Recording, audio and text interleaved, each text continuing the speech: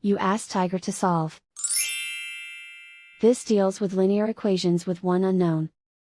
The final result is w equals 1. Let's solve it step by step. Simplify the expression. Expand the parentheses. Simplify the arithmetic. Multiply the coefficients.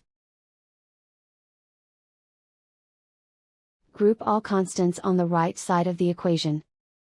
Subtract 6 from both sides. Group like terms.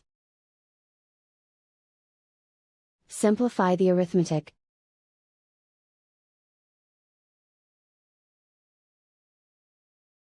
Isolate the w.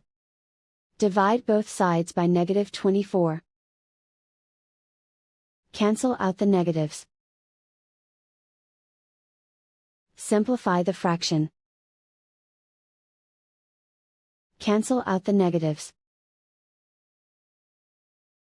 Simplify the fraction. And so the final result is w equals 1.